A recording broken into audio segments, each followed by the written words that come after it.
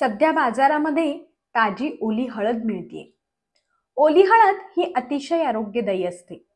म्हणूनच आज आपण ओल्या हळदीपासून अनेक आजारांवर चालेल असे एक अतिशय सोपे औषध घरच्या घरी करणार आहोत। सर्वप्रथम ताजी सेंद्रिय ओली हळद घेतली। ओली हळद ही अँटीसेप्टिक, अँटीबॅक्टेरियल, शरीराची रोगप्रतिकारक शक्ती वाढवणारी, रंग सुधारणारी, जखमा बऱ्या करणारी, त्वचारोग नष्ट करणारी, सूज कमी करणारी, तसेच मधुमेहामध्येही उपयुक्त आहे। ह्या हळदीला आपण स्वच्छ धुवून घेतले। त्यानंतर ओल्या हळदीच्या वरचे साल काढून घेऊन ती मिक्सरवर बारीक करून घेतली। तुम्ही ती किसूनही घेऊ शकता, पण गडबडीत मी ती मिक्सरवर फिरवून बारीक केली। त्यानंतर एका भांड्यात एक चमचाभर तूप घालून त्यामध्ये ही बारीक केलेली ओली हळद टाकली आणि तुपावर ती परतून घेतली। त्यानंतर त्यामध्ये हळद जेवढी आहे त्याच्या पाऊण पट बारीक केलेला गूळ घातला आणि परत नंतर परतून घेतली। सगळे मिश्रण एकजीव झाले आणि घट्ट झाले की गॅस बंद केला।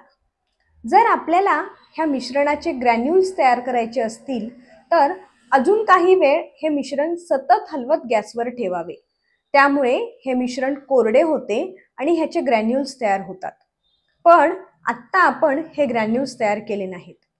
हे तयार करताना आपण गुळाऐवजी साखरही वापरू शकतो। तसेच त्यामध्ये आजारानुसार आले, सुंठ, वेखंड, ज्येष्ठ मध हेही टाकू शकतो। आपण आत्ता ह्या मिश्रणाचे 3 कल्प केले आहेत। एक म्हणजे हळद गुळाच्या गोळ्या, त्यानंतर दुसरा कल्प म्हणजे हरिद्रा पाक म्हणजेच चमच्यात घेऊन खाण्यासारखे औषध, आणि तिसरे म्हणजे ताटाला थोडासा तुपाचा हात लावून त्याच्या वड्या थापून घेतल्या आहेत। हे तिन्ही पदार्थ चवीला खूप छान लागतात आणि अतिशय आरोग्यदायी आहेत। त्यासोबतच आपण हे मिश्रण दुधात टाकून ते दूधही घेऊ शकतो। ज्यांना सतत सर्दी खोकला होतो, ॲलर्जिक सर्दी आहे, कफ झाला आहे, त्यांनी ही गोळी खाऊन वरून गरम पाणी प्यावे। ज्यांचा रंग आधीपेक्षा काळवंडला आहे, ज्यांच्या अंगावर पित्त उठते, ज्यांना त्वचारोग झाले आहेत, पिंपल्स येत आहेत, त्यांनीही हे मिश्रण 1 चमचा रोज दुधासोबत किंवा नुसते घ्यावे। ज्यांना प्रतिकारक क्षमता वाढवायची आहे त्यांनी 1 चमचा हा कल्प च्यवनप्रकाश सोबत खावा। गोड असल्यामुळे मुलांनाही हे आवडू शकते। तर ओल्या हळदीचे हे औषध तुम्हीही नक्की करून बघा आणि मला कमेंटमध्ये सांगा। धन्यवाद।